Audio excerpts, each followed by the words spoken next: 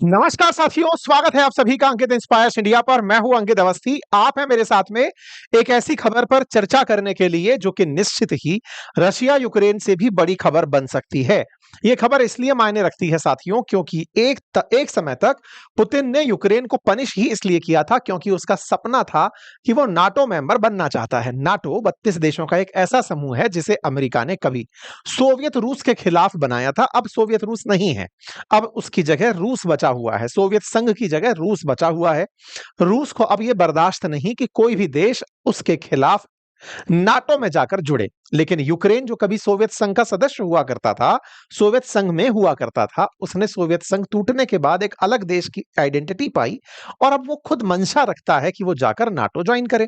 इसका पनिशमेंट जो हुआ वो आप देख ही रहे हैं। 24 फरवरी 2022 से लगातार यूक्रेन और रशिया के बीच में जो चल रहा है, साथ ही साथ 1/3 यूक्रेन पर लगभग रूस ने कब्जा कर लिया है। अच्छा, अब ताजा खबर यह है कि जिस नाटो को ज्वाइन करने के नाम पर यूक्रेन की इतनी कुटाई हुई थी, अब पुतिन ने उससे कदम आगे बढ़ा दिया है। और क्या कर दिया है, यूक्रेन से आगे चलते हुए कंट्री है पोलैंड, और उस पोलैंड के अंदर 8 रूस के ड्रोन उड़ते हुए पाए गए हैं। 8 यूक्रेन के ड्रोन जब रूस के ड्रोन उड़ते हुए पाए गए, तो इससे पोलैंड वाले एक बार समझ नहीं पाए कि ये हो क्या रहा है। बोले क्यों? बोले यूक्रेन को तो ये जानते हुए कि ये नाटो नहीं है तो भी अंदर घुस करके मारा। पोलैंड तो ऑलरेडी नाटो कंट्री है, जिसमें नाटो का अपने आप में जो विधान है, ये कहता है आर्टिकल 5 के अकॉर्डिंग कि अगर कोई भी देश इन नाटो मेंबर्स पर हमला करने एंट्री करेगा तो सब संयुक्त रूप से उससे लड़ने लगेंगे। विचार करने का तथ्य यह है कि 8 रूसी ड्रोन पोलैंड की सीमा के अंदर घुस गए। आपको एक बार मैप दिखा देता हूं जिससे आपको इस बात की गंभीरता का पता चल जाए कि ये खबर कितनी बड़ी है। रशिया, आप जहां से जहां तक देख रहे हो, दुनिया का सबसे बड़ा देश क्षेत्रफल के आधार पर, लेकिन फिर भी आवश्यकता और बड़ा होने की। ऐसे में यूक्रेन को जहां 1/3 कंप्लीट कर चुके हैं, उसके बाद में ये देश बचा है पोलैंड और इधर बचा है रोमानिया। ये पोलैंड और रोमानिया जिनके बॉर्डर यूक्रेन से जुड़े हैं, इन दोनों देशों में हाल ही में रूसी ड्रोन उड़ते हुए देखे गए। रूसी ड्रोन आए थे यूक्रेन को मारने के लिए, यूक्रेन को मारते मारते घुस गए पोलैंड के अंदर, और तो और यूक्रेन में मारते मारते घुस गए रोमानिया में। आप में से कुछ लोग कहेंगे अरे भाई साहब इधर उधर निकल गए होंगे, तो जो 3 साल से नहीं निकला अब अचानक निकल गया, ये थोड़ा तो सोचने वाली बात है भाई। दिशा भटक गए यदि आप ऐसा कहते हैं, फिर तो दुनिया का कोई भी देश सुरक्षित नहीं है भाई साहब। ऐसे ही आ गए थे, गलती से गाड़ी चली गई है। इसी तरह दूसरी एक बात और जो यहां पर देखने की है वो ये कि यूक्रेन पर जब 24 फरवरी 2022 को जब हमला हुआ था, उससे पहले इस यूक्रेन और बेलारूस बॉर्डर पर देखिए क्या है ना, यूक्रेन रशिया से बॉर्डर साझा करता है और बेलारूस से भी बॉर्डर साझा करता है। तो बेलारूस जो है ना, जिसमें लुकाशेंको राष्ट्रपति हैं, वो रूस के साथ उनकी काफी बढ़िया बनती है। इस बॉर्डर एरिया पर इन लोगों ने बढ़िया युद्ध अभ्यास किया था यूक्रेन पर बम गोले फेंकने से पहले। दोबारा याद दिला देता हूं, अब फरवरी 2022 से पहले बेलारूस और रूस ने मिलकर बढ़िया युद्ध अभ्यास किया था कि हम यूक्रेन में जाकर गोला मारेंगे। अच्छा, अब आप स्थिति दोबारा देखिए, 3 साल बीत चुके हैं, 3.5 साल बीत चुके हैं, अब फिर से एक युद्ध अभ्यास हो रहा है। और इस बार वो युद्ध अभ्यास बेलारूस इधर की तरफ, यहां पर एक जगह है लेनिनग्राड करके, यहां पर ये रहा।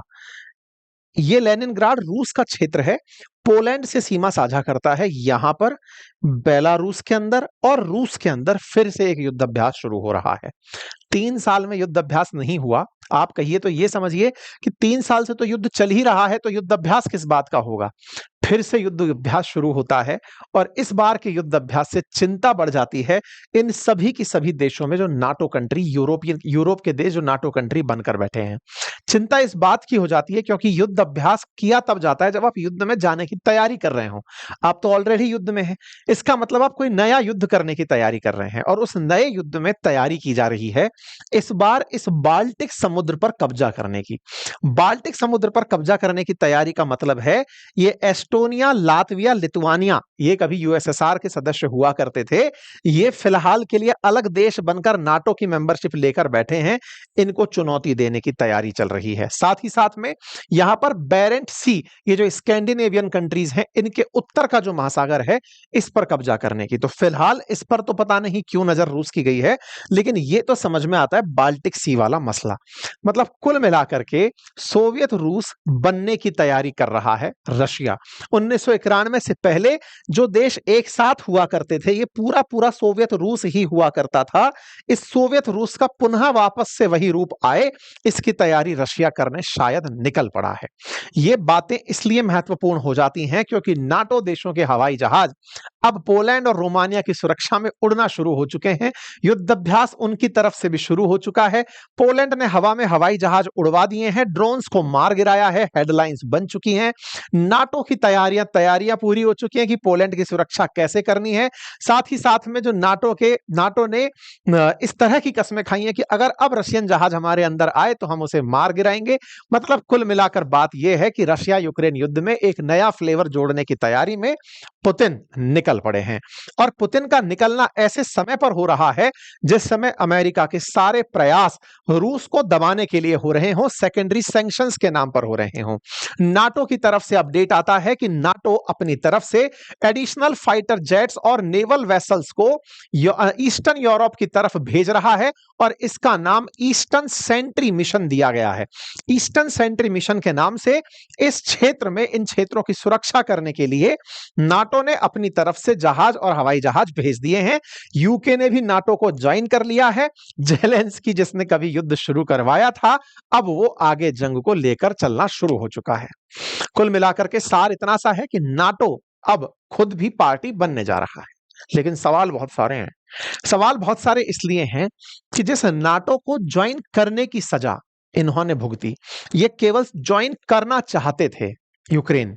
आपको मालूम होगा 24 फरवरी 2022 को जब युद्ध शुरू हुआ था रशिया यूक्रेन का, उससे पहले क्या था मैं एक बार आपको याद दिलाऊं। असल में 2020 से यह खबर चलना शुरू हुई थी कि क्या जेलेंस्की वाकई में यूक्रेन को नाटो ज्वाइन करा पाएंगे, क्योंकि इसकी मंशा इतनी थी कि मुझे नाटो ज्वाइन करा दो। यूक्रेन बार बार, ये 2021 की कटिंग है, यूक्रेन बार बार कहता था मुझे नाटो ज्वाइन करा दो, मुझे नाटो, क्योंकि इसको डर लगता था कि नाटो में मैं घुस जाऊंगा तो मुझे रशिया वाले नहीं मारेंगे। भाई साहब, हद तो यह है कि अब नाटो कंट्रीज को भी टारगेट कर रहे हैं, तो रशिया से तो ये नाटो ज्वाइन करके भी नहीं बच पाते। खैर, फिर भी यहां पर बार बार चर्चा ये होती थी कि यूक्रेन को नाटो में ज्वाइन कराएं या ना कराएं, बस कैलेंडर की डेट बदलती चली जा रही थी। इनको आश्वासन बार बार अमेरिका में देता जा रहा था कि तुम चिंता मत करो, तुम्हें एक दिन नाटो में जरूर लेंगे। पुतिन इसी बात पर यूक्रेन को धमकाए हुए थे कि अगर तुम लोगों ने इसको नाटो ज्वाइन कराया तो नाटो बिल्कुल मेरे बॉर्डर तक आ जाएगा, और मैं ये नहीं चाहता। पुतिन ने इनको धमका रखा था, फरवरी की शुरुआत में ही धमका दिया था और कहा था, यूएस को यह कहते हुए समझा दिया था कि अगर आपने इसको नाटो में लाने का प्रयास किया तो हम युद्ध में घुस जाएंगे, फिर मना मत करना हमको। पुतिन बार बार दुनिया को यह बताते आ रहे थे कि अगर यूक्रेन को नाटो में डालने का प्रयास किया तो मैं न्यूक्लियर बम छेड़ दूंगा। 10 दिन पहले तक पुतिन धमका रहे थे, लेकिन साहब ये लोग मान नहीं रहे थे। पुतिन ने जब सबको बढ़िया से समझा दिया, कोई मान नहीं रहा था, तो उन्होंने अपनी तरफ से न्यूक्लियर एक्सरसाइज शुरू कर दी थी। न्यूक्लियर एक्सरसाइज 19 फरवरी को शुरू हुई थी 2022 के अंदर। मेरे प्यारे साथियों, पुतिन ने अनाउंस किया कि अब हम स्पेशल मिलिट्री ऑपरेशन कर रहे हैं। यह मैं आपको सारा की सारा सीक्वेंस इसलिए बताया क्योंकि पुतिन ने पहले जो भी कहा वो किया है। अभी जब मैं बोल रहा हूं कि इन्होंने बार बार धमकाया और फिर अपनी एक्सरसाइज शुरू करी, युद्ध अभ्यास शुरू किया, और युद्ध अभ्यास शुरू करने के 4 दिन के भीतर भीतर इन्होंने चढ़ाई शुरू कर दी। वापस से वही न्यूज बड़ी बनकर आती है, ये फिर से युद्ध अभ्यास शुरू कर चुके हैं। मतलब यूक्रेन पर हमला करने से पहले युद्ध अभ्यास हुआ था, पोलैंड और रोमानिया पर भी हमला करने से पहले फिर से युद्ध अभ्यास हो रहा है। हेडलाइन यही है, Russia Belarus military deal test nerve on NATO eastern flag. भाई साहब, न्यूज बनकर आती है कि रशिया ने अपनी मसल्स को फिर से मजबूती से जांचना शुरू कर दिया है। मिलिट्री ऑपरेशंस की तैयारियां चल रही हैं। मैं फिर से याद दिला दूं, यूक्रेन से बॉर्डर सटे हुए हैं पोलैंड के, और यूक्रेन से ये बॉर्डर छपे हुए हैं रोमानिया के। ये दोनों ही नाटो कंट्रीज हैं और इन दोनों नाटो कंट्रीज को रशिया अब आगे से टारगेट कर रहा है। आप पूछेंगे बेलारूस का क्या सीन है? देखो, बेलारूस में लुकाशेंको की सरकार है। जब से देश बना है तब से लुकाशेंको है। मतलब एक तरह से 1991 से लुकाशेंको चले आ रहे हैं। ये बिना पुतिन के कुछ नहीं है। मतलब पुतिन और ये आधी कटी रोटी हैं, एकदम वैसे ही जैसे चाइना की तरफ से नॉर्थ कोरिया है, ऐसे रूस ने बेलारूस को पाल कर रखा हुआ है। ऐसे में इससे ज्यादा उम्मीदें मत करो कि ये रशिया के खिलाफ जाएगा, ये तो पूरी तरह से साथ है। इधर की तरफ एक क्षेत्र है कैलिनग्राड, ये भी रूस का क्षेत्र है, बाल्टिक सी के अंदर खुलता है। रूस पोलैंड को दबाने के लिए इधर कैलिनग्राड से और इधर बेलारूस से हमले करेगा।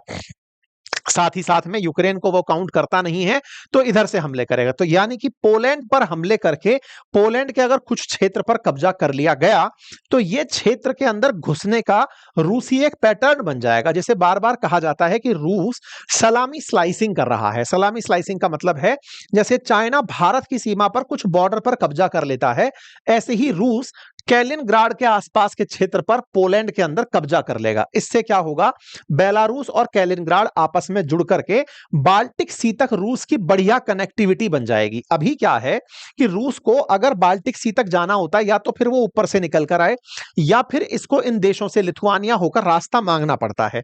अगर रूस इस क्षेत्र को अपने पास रख लेता है, यानी कैलिनग्राड से बेलारूस के साथ को जोड़ लेता है, तो ये फिर पूरा पूरा रूस ही है। मतलब ये समझिए कि एक ही रूट इनको मिल जाएगा। फिलहाल के लिए तैयारियां इस तरह से चल रही हैं। हालांकि जब आपको ज्योग्राफी के अंदर इंटरेस्ट इस तरह के मैप देखकर क्रिएट होने लगे, तो आप हमारा ये कोर्स ज्वाइन कर सकते हैं जो अपनी पाठशाला ऐप पर है, जिसमें मैंने कंप्लीट वर्ल्ड ज्योग्राफी पढ़ाई हुई है, अर्थव्यवस्था इकोनॉमी पढ़ाई हुई है, संविधान पढ़ाया हुआ है, इतिहास पढ़ाया हुआ है। पूरी 1 साल की वैलिडिटी के साथ यूपीएससी और स्टेट पीसीएस का फाउंडेशन है। अगर आप ये नहीं पढ़ना चाहते तो आप इसको हमारे लिखित नोट्स में भी पा सकते हैं। हैंड रिटन नोट्स घर पर डिलीवर होने के लिए उपलब्ध हैं। साइंस की हैंड रिटन बुक्स हमारी उपलब्ध है। एनीवे, तो फिलहाल के लिए रशिया और बेलारूस ने मिलिट्री ऑपरेशन शुरू किए फ्राइडे के दिन, और इसका नाम दिया झापड़। वैसे तो झापड़ है, ये जापड़ है। अपन तो झापड़ बोलेंगे क्योंकि अपने आम बोलचाल की भाषा में थप्पड़ को लप्पड़ को झापड़ कहते हैं। तो जापड़ 2025 का ड्रिल शुरू होता है और ये चलने वाला है सितंबर 16 तक, और इसके अंदर पूरी तरह से तैयारी है इन्वेजन यूक्रेन के ऊपर करने की, या फिर धीरे धीरे अपनी डिफेंस कैपेबिलिटीज को चेक करने की। तो ये जापड़ 2025 नाम का जो युद्ध अभ्यास शुरू हुआ है, ये यूक्रेन से आगे पोलैंड और रोमानिया के क्षेत्र में कब्जा करने की प्लानिंग है। इसकी तस्वीरें सामने कुछ इस तरह से आती हैं। इन तस्वीरों के अंदर बड़े सारी जो टैंक्स हैं वो चलते हुए दिखाई देते हैं, हवाई जहाज उड़ते हुए दिखाई देते हैं, बॉम्ब गिरते हुए दिखाई देते हैं। मतलब एक तरह से ऐसे समय पर यह युद्ध अभ्यास हो रहा है जब कोई देश ऑलरेडी युद्ध में है, उसके बावजूद जब ऐसी चीजें होती हैं तो समझ में आता है कि रूस और बेलारूस मिलकर के कुछ और प्लानिंग कर रहे हैं। जब ये चीजें निकल कर आती हैं तो जापड़ 2025 से जुड़ी जानकारी निकल कर आती है कि साहब इसका तो उद्देश्य ही है कि एक तरीके से मास्को कैलिनग्राड वाले जो क्षेत्र है, बेरेंट सी बाल्टिक सी वाला क्षेत्र है, यहां पर कंट्रोल कैसे स्थापित करे। अब आप पूछेंगे ये तो रूस की तैयारी बताई, पोलैंड के साथ कौन खड़ा है? भाई पोलैंड तो खुद नाटो मेंबर है। जब नाटो मेंबर है तो ऐसे में नाटो को बचाने के लिए नाटो कंट्रीज आएंगे, 32 देश आएंगे, और उनके पापा जी आएंगे, क्योंकि अमेरिका तो असल में नाटो की पैदाइश अमेरिका की देन है। तो ऐसे में इनको बचाने के लिए क्या तैयारियां चल रही हैं? तो देखो, यूक्रेन को तो बचाने के नाम पर अभी तक ये लोग कुछ कर नहीं पाए, ये कहते हुए कि तुम तो बेटा नाटो मेंबर नहीं थे तो तुम्हें कैसे बचाते। लेकिन हाँ, यूक्रेन पर चले हुए जो ड्रोन हैं वो उड़ते हुए पोलैंड की सीमा में गिर गए। ये जो तस्वीर आप देख रहे हैं, ये यूक्रेन के अंदर आए हुए शहीद ड्रोन की है, जो कि शहीद ड्रोन निकल करके चला गया पोलैंड के अंदर। इंटरेस्टिंग बात क्या है कि ये ड्रोन असल में ईरान का था, ईरान से बनाया हुआ ड्रोन था, रूस ने ले रखा था, चला दिया उसको यूक्रेन क्रॉस करके पोलैंड के ऊपर। ये देखिए आप अधिकारी जो बैठे हुए हैं यहां पर, ये सारे के सारे पोलैंड के अधिकारी हैं जो इस ड्रोन को लेकर के शिनाख्त कर रहे हैं। इससे पहले ही इस तरह से पूरे जब यूक्रेन पर हमले हो रहे थे, ड्रोन हमले, उनमें से कुछ ड्रोन निकल करके इस तरफ चले गए। अब जब ये ड्रोन इस तरफ पहुंचे तो मुसीबत ये नहीं थी कि ड्रोन आ गए, मुसीबत ये थी कि जिस देश में आए वो देश नाटो कंट्री है, जिसके बारे में अक्सर ये कहा जाता है कि अगर नाटो कंट्रीज के साथ में किसी ने भी हाथ लगाया तो युद्ध बड़ा भीषण हो जाएगा। भाई साहब, इस घटना को बीते 4 दिन हो चुके हैं। 4 दिन पहले ऐसा हुआ था कि साहब रशियन ड्रोन मतलब एयर स्पेस क्रॉस करके पोलैंड के अंदर घुस गए। आप इस बात से यह समझिए कि रूस ने यह जांच लिया कि इनमें दम नहीं है, इनके भीतर तक ड्रोन पहुंचा, ये ड्रोन को मार गिरा करके अपनी काबिलियत दिखा रहे हैं। हमने ड्रोन मार गिराया। अर्थात ये डिफेंसिव हो रहे हैं, ऑफेंसिव नहीं। ये बचने के प्रयास में है, आक्रमण के प्रयास में नहीं। ये डोनाल्ड टस्क यहां के प्रधानमंत्री हैं, जो कि जेलेंस्की के साथ में अपनी बातें साझा करते हुए कह रहे हैं कि भैया तुम्हें मारने आए थे, ड्रोन हमारे अंदर तक घुस गए और हमने उन्हें मार गिराया। इस बात पर इन्होंने अपने पायलट्स को बधाई दी और कहा कि मैं अपने पॉलिश ऑपरेशन कमांड को और अपने पायलट्स को इस बात की कांग्रेचुलेट करता हूं कि उन्होंने वो ड्रोन मार गिराए। और साथ ही साथ मैंने अपनी तरफ से तमाम दुनिया के राष्ट्राध्यक्षों से बात कर ली है। तो डोनाल्ड टस्क ने वैसे ही बात करी जैसे जेलेंस्की बात करते हैं सबसे, ऐसे टस्क ने भी सबसे बात कर ली कि सर बम आ गया है, बचाइए, अब मैं तो नाटो मेंबर ही हूं, मुझे तो बताइए। ऐसी बीच में फिर नाटो मेंबर्स को जागना पड़ता है। नाटो वाले लोग निकलते हैं, उन्होंने कहा कि अरे हाँ भाई, अगर हमारा ही कोई दोस्त पिट गया तो हमारे आर्टिकल 5 की बेइज्जती हो जाएगी, जिसमें यह कहा गया है कि किसी एक को छुआ तो सब कुछ हुआ माना जाएगा। इस पर सब ये लोग बाहर निकल कर आते हैं, अमेरिका को दुहाई देते हैं कि देखो अब्बा पीट दिया गया है। तो ऐसे में मार्क रूट निकल कर आते हैं, जो कि नाटो चीफ हैं। वो कहते हैं कि हमने अपना एयर डिफेंस एक्टिवेट कर दिया है और उससे नाटो की टेरिटरीज को सुरक्षित किया जा रहा है। ये अपनी सॉलिडेरिटी शो करते हैं पोलैंड के साथ कि पोलैंड वालों डरो मत, हम तुम्हारे साथ हैं। और पुतिन से कहते हैं मेरा मैसेज है कि stop the war in Ukraine, stop violating allied air space and know that we stand ready. और ये जान लो कि हम तैयार खड़े हैं। बाकायदा ये वीडियो जारी करते हैं और बताते हैं कि अगर आप लोगों ने हमारी तरफ चाहे हाइपरसोनिक मिसाइल चलाई, चाहे ड्रोन चलाया या जो भी चलाया, हमारे पास सारी तैयारियां हैं, हम तुमसे उलझ लेंगे। ये कहते हुए मार्क रूट बढ़िया वीडियो जारी करते हैं, बताते हैं कि देखो पुतिन, गलतफहमी में मत रहना, हम तैयारी के साथ खड़े हैं। मार्क टस्क भी आते हैं, कहते हैं कि वेल डन आवर पायलट्स, तुमने बहुत अच्छा किया और नाटो वाले हमारे साथ खड़े हैं। और इसी को ध्यान में रखते हुए नाटो तुरंत ईस्टर्न सेंट्री नाम का एक मिशन लॉन्च कर देती है, जिसका मतलब हुआ ईस्ट की तरफ जो पोलैंड वाले एरिया हैं, रोमानिया वाले क्षेत्र हैं, इनको बचाने के लिए डिफेंस एक्टिवेट कर दो, इनको बचाने के लिए फाइटर जेट्स भेज दो, सेना भेज दो, अगर कुछ होता है तो हम साथ में मिलकर के झगड़ेंगे। तो eastern sentry will add flexibility and strength to our posture. और ऐसा करते हुए इन्होंने ये चीजें अनाउंस कर दी। कुल मिलाकर के ऑपरेशन ईस्टर्न सेंट्री इस तरफ से और जापड़ दूसरी तरफ से एक्टिवेट हो चुका है। अब ये दोनों अपनी अपनी तरफ से युद्ध के किनारे मैदान में खड़े हुए हैं, दोनों एक दूसरे को हाँक रहे हैं। अब देखना यह होगा कौन किसके ऊपर आगे एग्रेशन करता है। कुल मिलाकर नाटो के सामने आकर के अब रूस और बेलारूस आकर खड़े हो गए हैं। ट्रंप कहां है? ट्रंप तो 4 दिन पहले ही बोल चुके थे, हियर वी गो, चलो युद्ध करते हैं। लेकिन सही मायने में पुतिन, ट्रंप जो है वो पीछे छुप कर बैठे हैं, वो खुलकर कुछ नहीं बोल रहे हैं। वो कह रहे हैं जिसको लड़ना है लड़ो। मार्को रूबियो ने इस बात को जरूर कहा कि भाई ये अनएक्सेप्टेबल है, पोलैंड पर गोला चलाना हमें स्वीकार नहीं है। खैर अब देखना यह होगा कि पोलैंड को इस तरह से जांच कर पुतिन सही मायने में चेक क्या करना चाह रहे थे कि क्या वाकई में नाटो में अभी भी एकता बची है या ये फुस हो गए हैं।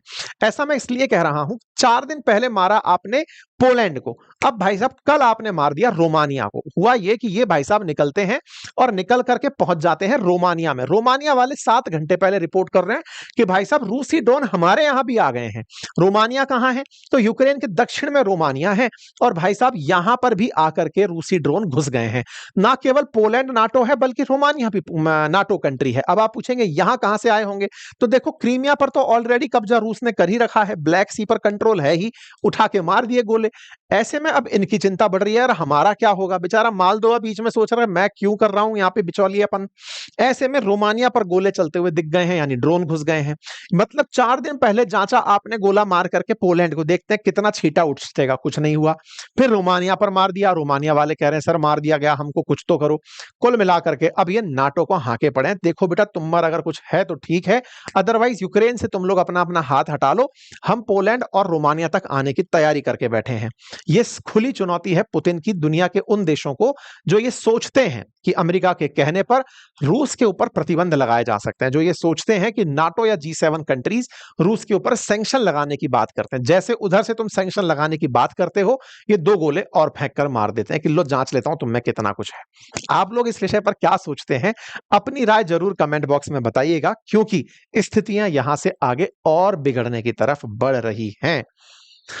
उम्मीद है कि आप सभी को यह जानकारी पसंद आई होगी। जानकारी पसंद आई है तो साथियों से साझा करें, चैनल पर नए हैं तो सब्सक्राइब कर लें। और हाँ, बाजार में अगर रुचि रखते हैं तो बातें बाजार की पर जाकर स्टॉक मार्केट और म्यूचुअल फंड से रिलेटेड हमारे कोर्सेज को एक्सेस कर लीजिए। बहुत-बहुत धन्यवाद।